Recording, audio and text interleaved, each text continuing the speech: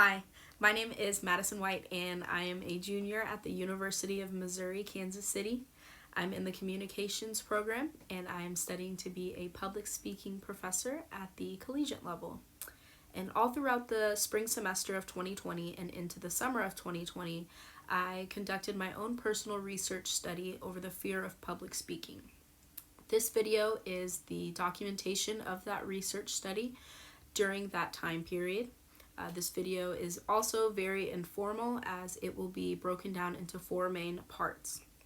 First will be my verbal annotated bibliography over the scholarly journals that I reviewed and did my initial research over. Next will be multiple interviews of individuals and their personal experiences and thoughts over public speaking.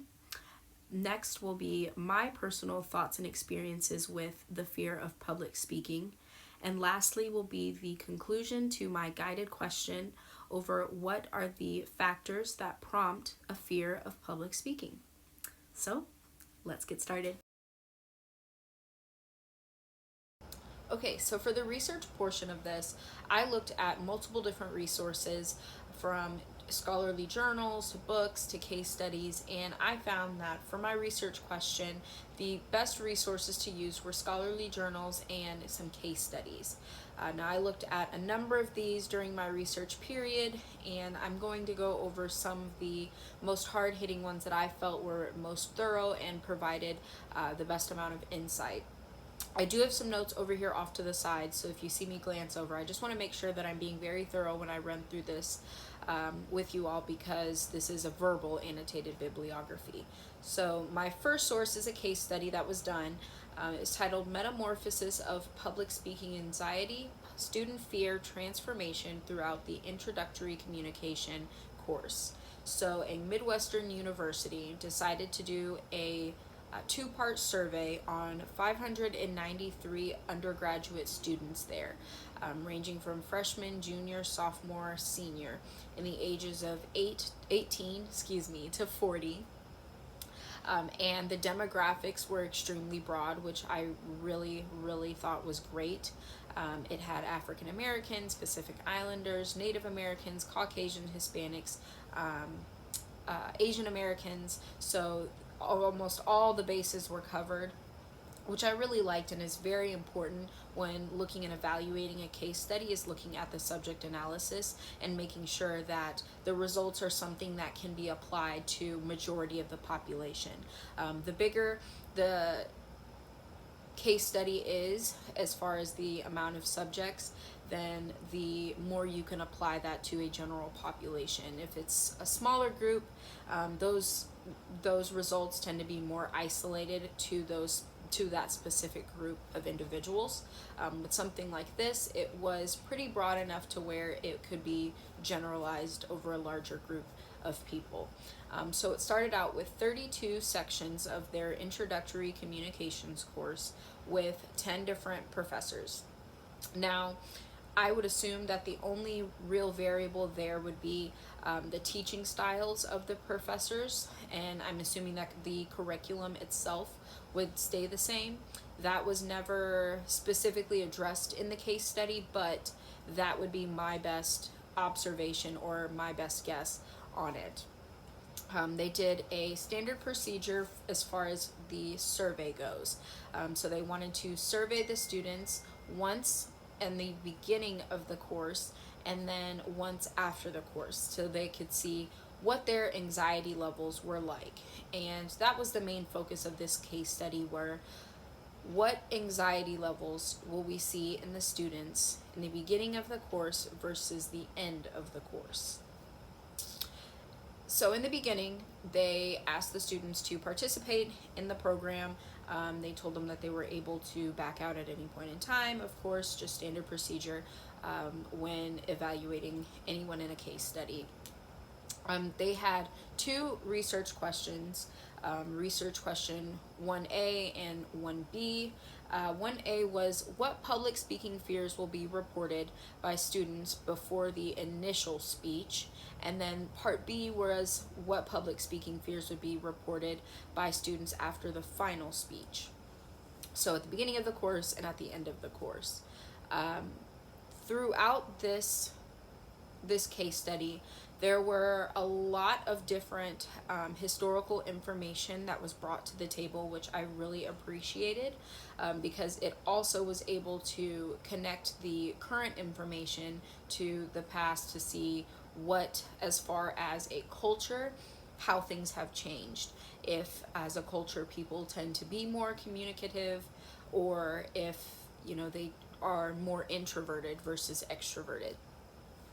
So the final sample was comprised of a total of 559 fears at time 1 and 370 fears at time 2. So there was a clear difference when evaluating the results of this case study, that students did feel more comfortable after giving their speeches and going through the course than they were initially. So I thought that that was really great information in order to help put that together.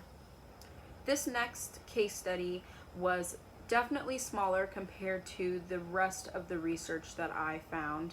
However, I felt that the concluding evidence was general and broad enough to be able to be applied to a larger group of individuals.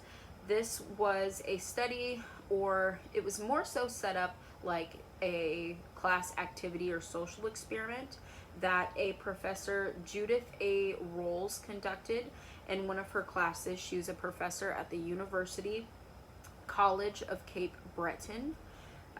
And the title of her case study was Facing the Fears Associated with Professional Speaking.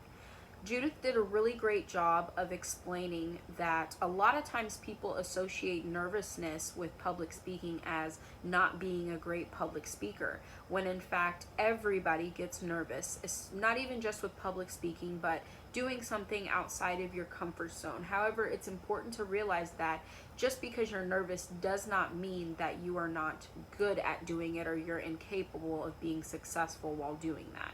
And I thought that was very interesting, and that was very positive of her to include and teach her class with this lesson as well.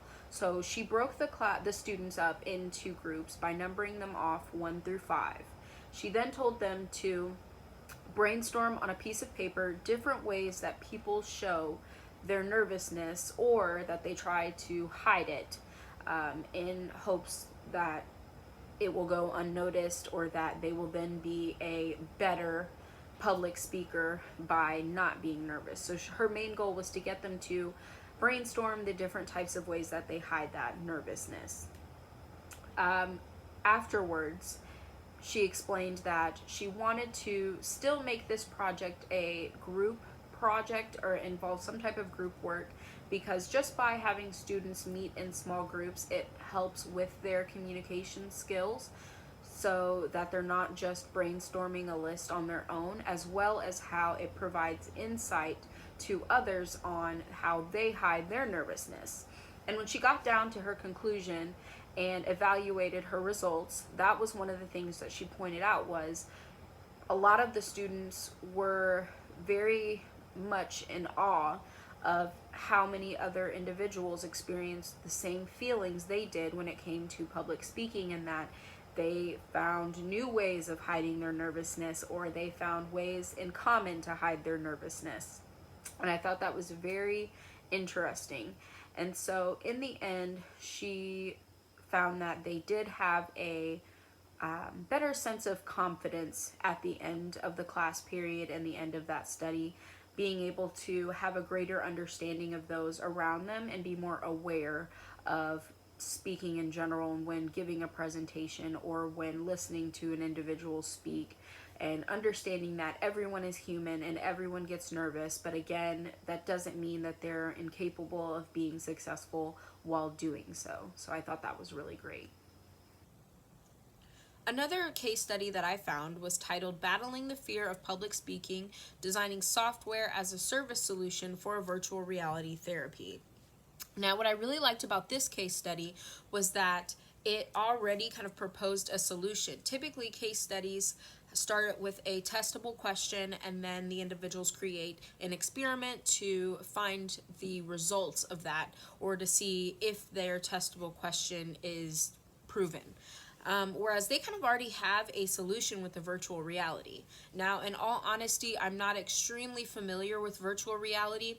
I have done a virtual reality probably twice or so, where I wore goggles and I could see basically a different reality, in a sense, perspective. So it's definitely a fully submerged experience with, as far as visuals and audio go.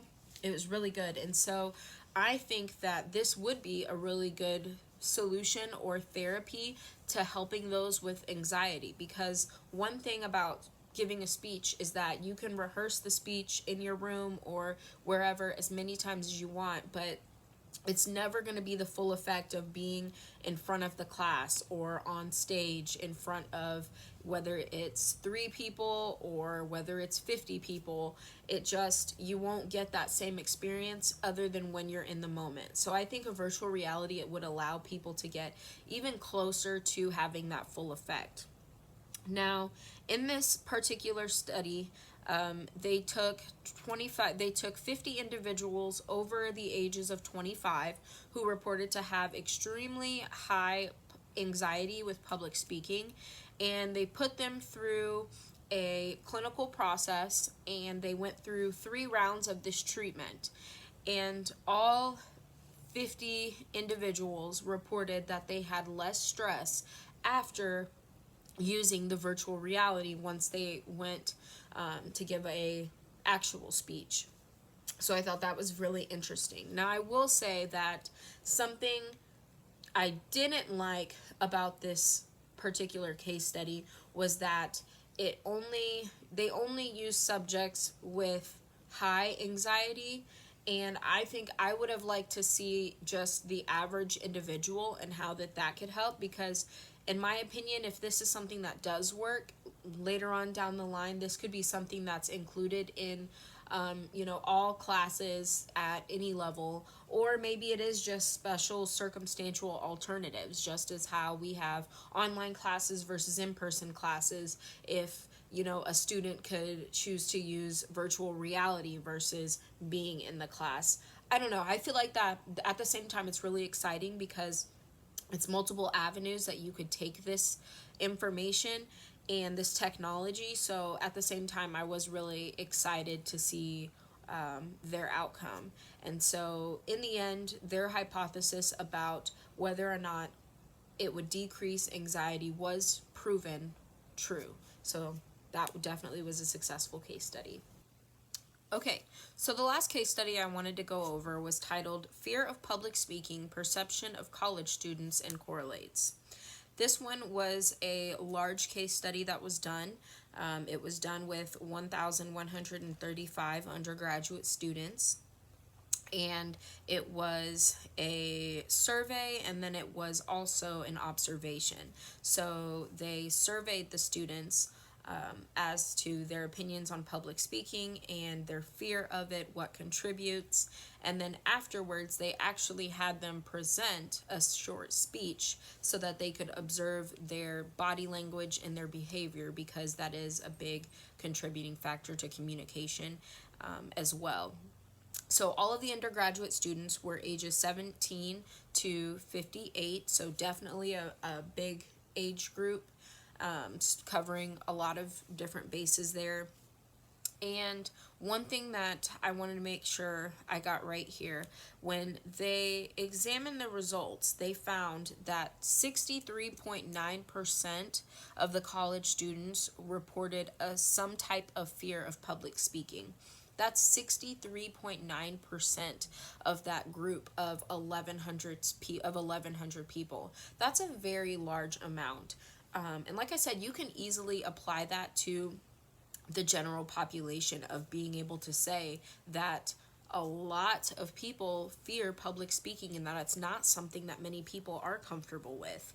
And we do need to find a way to be able to make that more common, that people are going to be comfortable with it and expressing their feelings, emotions, and being able to speak out. However, it said as many as 89.3% of the students would like their undergraduate program to include classes to improve public speaking.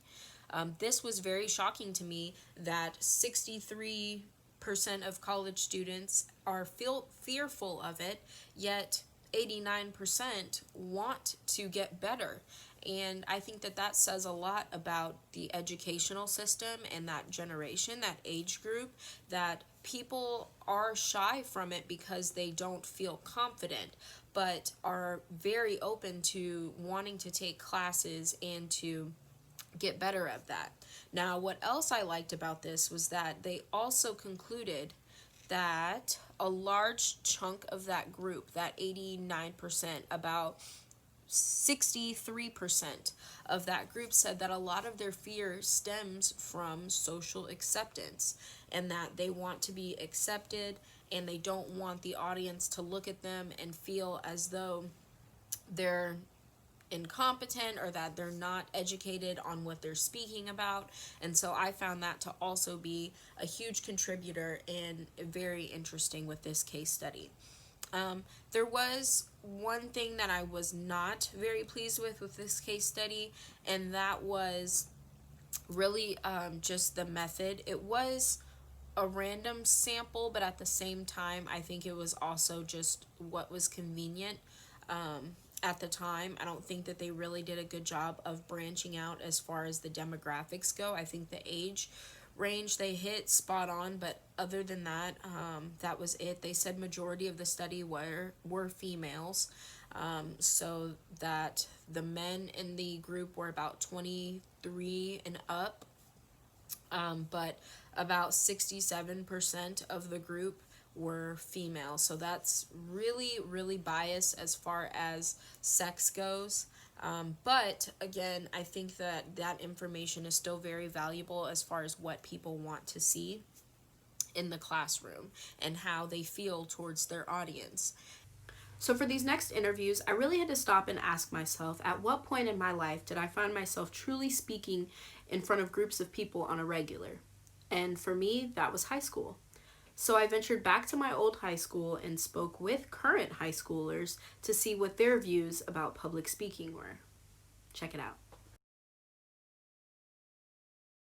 When I deal with public speaking, I kind of just go out there like super loose. I have to be comfortable because if I like get too caught up in it, I'm gonna go out there, I'm gonna stutter and make mistakes. But if I'm just have that like I really don't care mentality, then I'll go out there and have fun.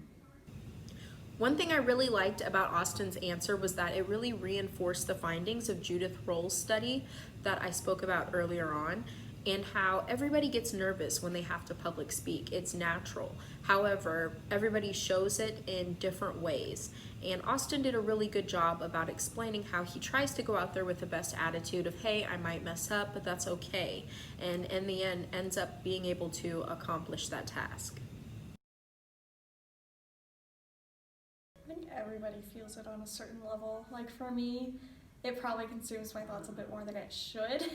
But I know for others, they claim it doesn't, but even then, they're kind of like the same person who has asked me that. It's like, how crazy is my hair today compared to, is it crazy? The reason I chose to ask this question is because part of my theory around the fear of public speaking is that a lot of it has to do with social acceptance.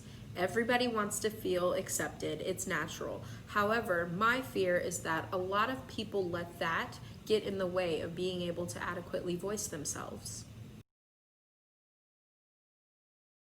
People fear public speaking because it's like they need to make sure that what they're saying has a purpose. If you are speaking without a purpose, then it's like people are gonna be looking around judging you because why do you deserve their time? I think people fear public speaking. Like personally, I fear it because whenever you're trying to like think of something to say from like off the top of your head, you kind of like sometimes like I'll stumble over my words and like forget what I'm gonna say, and like just like the fear of being judged, I think, mostly for me. I think people mostly fear public speaking because of eye contact. When I look at people in the eyes, like, I just look at them and I start thinking, I can't do this. I have to say it's a little bit of both. I mean, the audience, definitely, because, excuse me, because there's always that factor of like judgment or not understanding what you're saying, but also, I guess depending on the person, like not understanding the subject, getting messed up on what you're trying to say, stuff like that. It's a little bit of both. So I feel like I'm pretty confident with public speaking, but it really depends. Like I'm not really good at extemporaneous speaking, like just speaking on my feet is not really my thing, but I feel like when I rehearse stuff, I do pretty well with public speaking. I don't like public speaking, not very confident in it. I think for the most part I am. I'm in yearbook, which really helps me, like, I guess, talk more in front of people because I have to go out and get interviews from people, talk to teachers, ask everyone questions. So I guess being in yearbook has helped me more with figuring out what people are looking for when I talk, and how to really get people to understand you. So positive, I do speech and debate, so I have to speak publicly pretty much every weekend. So that really helped me get used to things. But negatively, I have anxiety, really bad social anxiety. So when I'm focusing on the social aspect of speaking to people rather than the presentation aspect, it just doesn't go well. I can't. So I just wanted to point out that both Michaelas were involved in school and both reported to be fairly comfortable with public speaking. I too was involved in speech and debate when I was in high school, and I can say that it honestly did wonders for my confidence, as well as teaching me how to present myself to groups of people. But let's continue.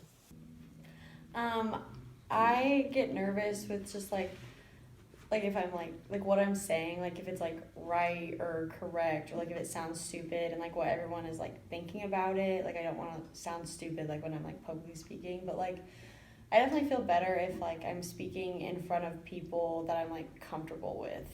Like if I like know someone that like in the crowd or whatever, like that makes me feel better about it.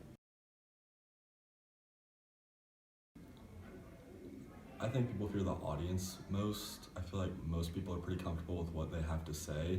It's just they feel that judgment from who they're speaking to. I think it's kind of both, but definitely more from the audience. But like it goes back to if you don't know what you're talking about and you don't have the ground base, I guess, of what you need to know to get your point across, but you're going out and trying to speak about it, that can be a lot for some people. It was so great being able to sit down and interview these high schoolers, and I really appreciated their honesty and their answers about their feelings towards public speaking. Now that we've seen and heard the perspectives of teens, what about adults? And not just adults, but those who are in career fields that are constantly under the spotlight. For me, the biggest group were police officers. So I took to our local Kansas City Police Department and interviewed two police officers, Officer Blakely and Officer Fletcher. Again, I do have my notes here so that way I can reference it correctly, as I really want to make sure that I'm able to quote them to my best abilities.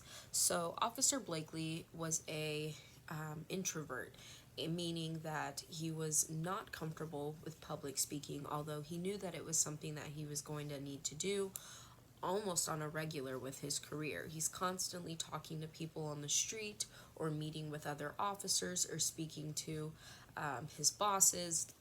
All of this falls under the category of speaking directly to individuals. So when I asked him, why he fears public speaking, his answer was the fear of the unknown as well as the audience. He felt as though when he's speaking, if he doesn't know all of the facts, or if he fears that the audience knows more about the topic than he does, that's really what makes him most uncomfortable, is having to get up and speak to a group of people that may or may not be more knowledgeable than himself. He said that's why it's easier to speak with kids, because you know that you're smarter than children. However, when you're speaking to another adult, that probability tends to slim. Now, when I talked to him, one thing that I noticed was that his body language was a telltale, a tell-all. He was very closed off. His arms were crossed, his legs were crossed. There was very little eye contact, and it definitely matched up with his personality of being an introvert and feeling uncomfortable when having to speak about it. You could tell that something just was a little off. He wasn't very comfortable speaking about the topic or about how he felt about it, although I definitely appreciated him taking the time to do so. The next officer I spoke with was Officer Fletcher, and he was a clear extrovert, the complete opposite. While speaking with him, he was very open, and you talked with his hands and made great eye contact. And he said that although he doesn't mind public speaking, that sometimes the main things that concern him are the judgment of others, as well as his audience and who he's talking to. He said that it's hard because when you have to speak on your feet, especially as a police officer, when stories or reports come in and you don't know all of the facts, yet you don't want to have to get up there and talk about things that you may or may not know and get things wrong, and that's a lot of pressure. Officer Fletcher also said that sometimes it's a lot easier when you're speaking to people that you know. He said it's a lot harder to speak to individuals that are random, or just a group of reporters or people that he doesn't have a close relationship with, because he feels as though everything has to be perfect, and if it's not, he will get criticized or scrutinized for it. Whereas if he's speaking to someone such as friends, family members, or officers that are in his sector, it's a lot easier because they're more understanding, and he doesn't feel as though he has to be perfect, and that if another officer does know more, it's more of a learning opportunity and not necessarily a feeling of a feeling of not being perfect or not knowing the material. So I found that to be extremely interesting, and I liked that a lot. Now, Officer Blakely, again, he was very introverted, but I think his quote that he gave me really summed up his perspective, and that was, I feel more comfortable in small groups. Not that large groups are bad, but it is easier to feel like you know more than 3 people instead of 300 people. And I felt that was very true for a lot of us, is that subconsciously, again, we want to be socially accepted, so when we're speaking to a large group of people, there's a higher probability that not everyone is going to like us. However, part of it is to be able to recognize that and feel as though that's not a make or break. It's okay if someone may or may not know more on the topic. It's okay if you don't give a perfect speech, and that the judgment of others is typically coming from a similar place, because just as those are judging you and you feel worried about that, if you were to trade spots, I mean, I'm almost certain that people would feel the same way, especially based upon the interviews and the people I've been able to speak with thus far. Another interview I had was with Duran, who is a student athlete at Avila University. And the reason why I saved his interview for last was because I found his points to be extremely insightful, and his perspective really brought something new to the table that even I hadn't thought about, that definitely impacted the way that I review my case study results. So one of the things he talked about was how he never really loved to public speak. However, he never felt uncomfortable with it. When his friends or teammates would come to him stressed out about having to speak in front of the class and give a presentation or a project where he had to speak in front of a group, he was always the person that was most comfortable and could calm everyone down. So let's get into some of his perspectives. One thing that I really loved and admired was that he brought the perspective of mental illness, meaning that some things are left unaddressed, such as mental illness and dealing with those people who have severe anxiety, and how a lot of times professors make these presentations mandatory, and that students' grades rely on whether or not they can get up and present their ideas in front of the class. And unfortunately, a lot of people don't take into consideration mental illness and if that person truthfully can do it.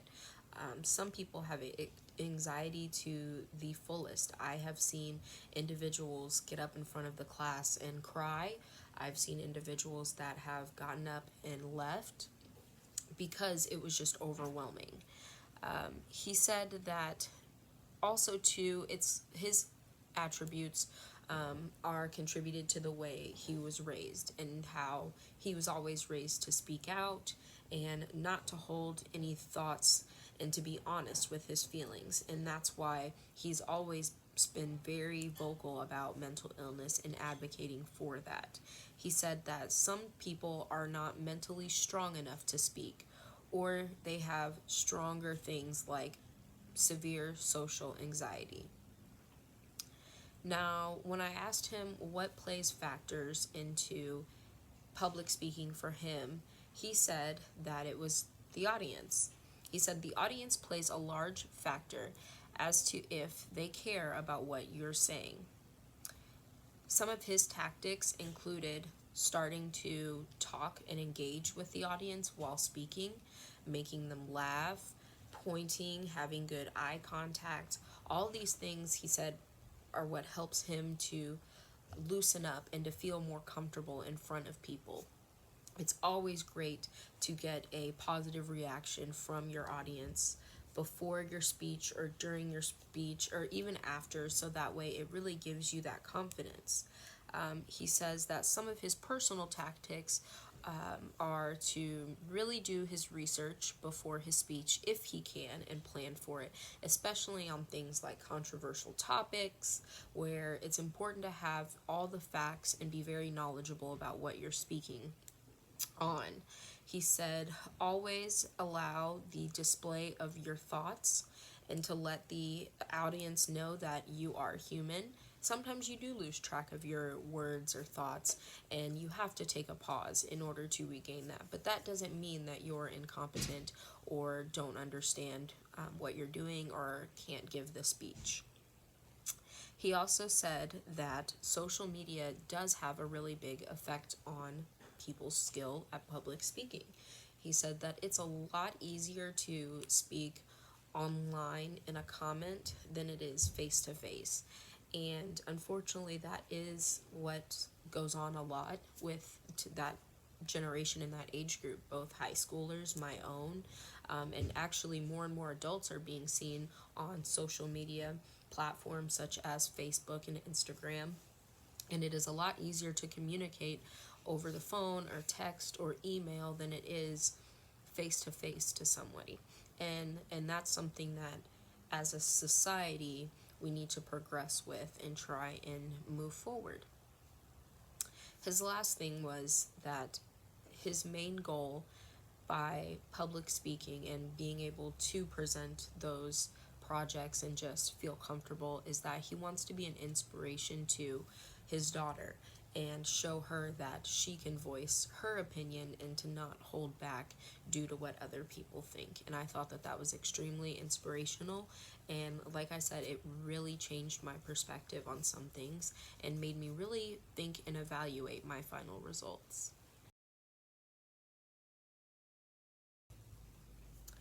Thanks to Dr. Linda Kurtz at UMKC, I had the wonderful opportunity to be able to assist her in multiple sections of her speech course and really sit in, look at the lecture, look at the material, and help students overcome their fears or their insecurities and really work with them so that they would feel confident in being the best speaker that they could be.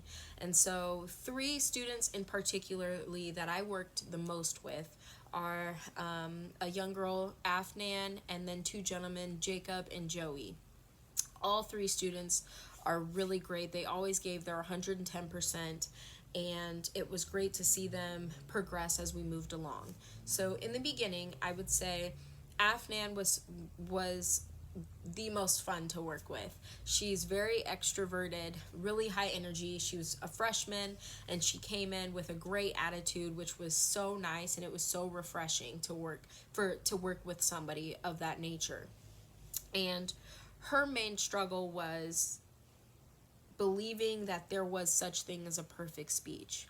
And I quickly had to remind her and teach her that there is no such thing as a perfect speech. Everyone is going to mess up. We're human beings. And you just have to worry about doing the best that you can do.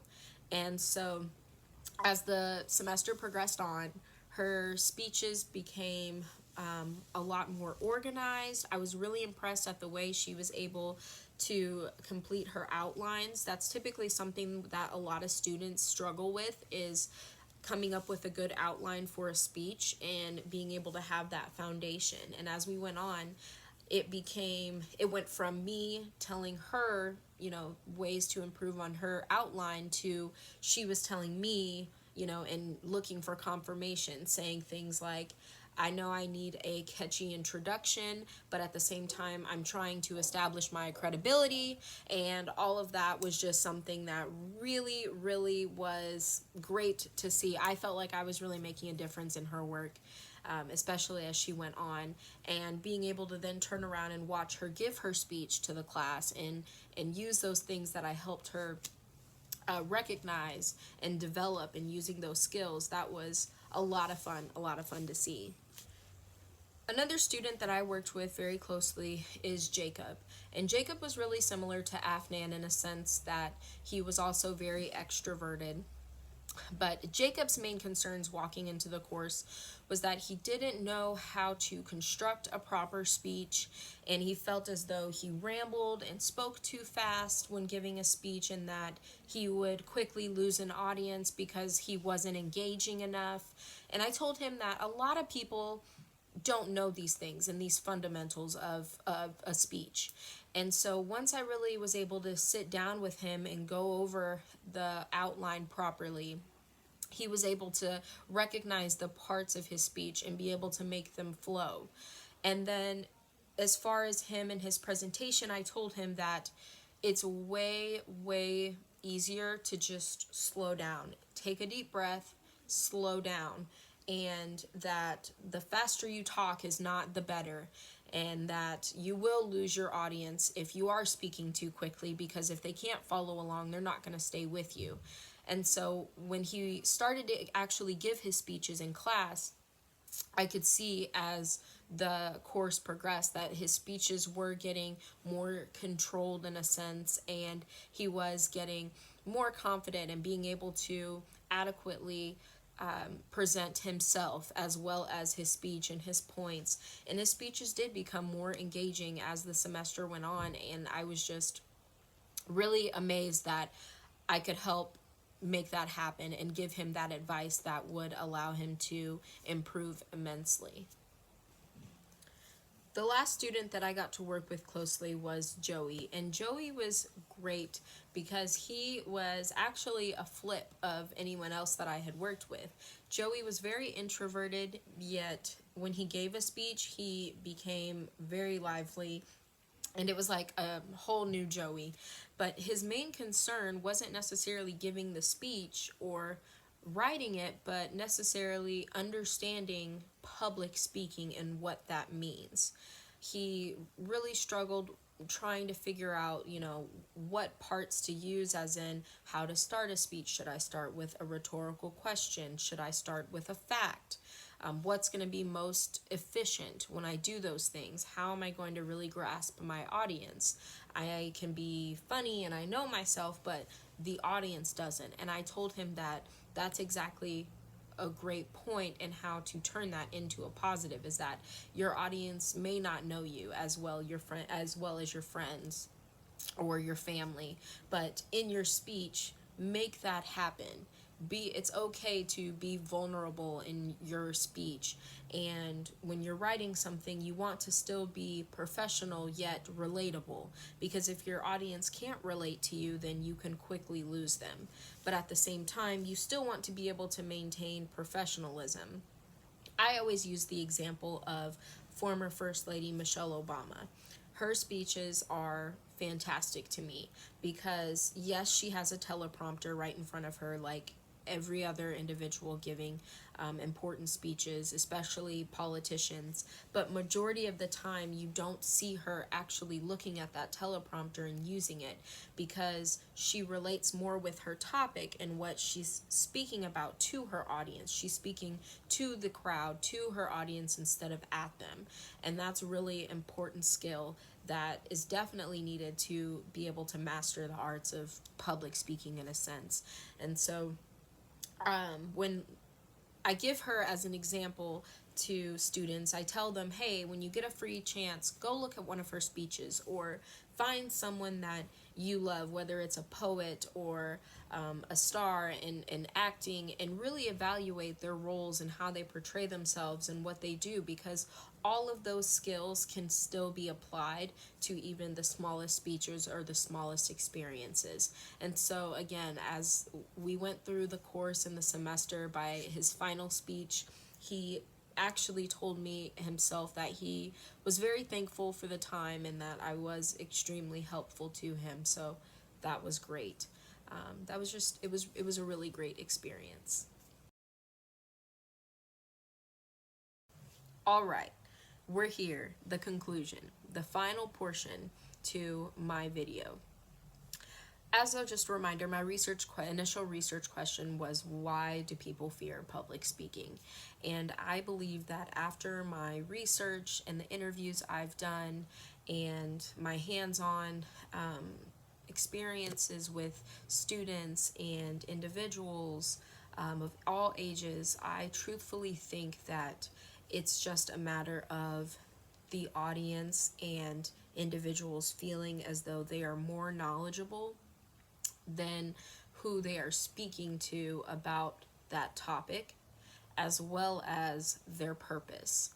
So with all of my interviews with teenagers and the adults and the college students, all of them had this same baseline similarity of being fearful of the audience and what they would think, and whether or not they would be interested in what they have to say. And that even still was relevant at the adult level, resulting back when I spoke with the police officers for the Kansas City Police Department. Even they too were nervous about their audience and whether or not they were paying attention to them or if they were smarter than them. And so I think overall that is the most probable conclusion that I can, and information that I could gain from having this research done, as well as evaluating the studies and going back to, people's confidence levels and being able to stand up like the virtual reality possible solution in therapy, and being able to stand up and practice being in front of a crowd, because it is very stressful, and for a lot of people it does cause a lot of anxiety. But I think that overall, if we're able to work to decrease that and to make people feel comfortable and enough to be themselves and engage in the audience, then people will be more likely to share and would feel more comfortable with public speaking. I think that personally, my philosophy has always been, you don't always have to agree with what someone says, but you do have to respect it. And I think that a lot of times that's all any individual is looking for while giving a speech, is just that mutual respect for them and what they're doing, and as well as the speaker giving respect to the audience for listening and taking that time and being engaged. So that is my final conclusion. I appreciate you watching and taking the time to listen to this, as well as for me to have the opportunity to put this together. It has really been a great experience. Definitely, I have learned more than I think anybody has about public speaking in general, and I now know things that I can do to improve myself as well. But overall, this was a really great experience, and I am so happy that I got to do it. So thank you so much for watching and listening.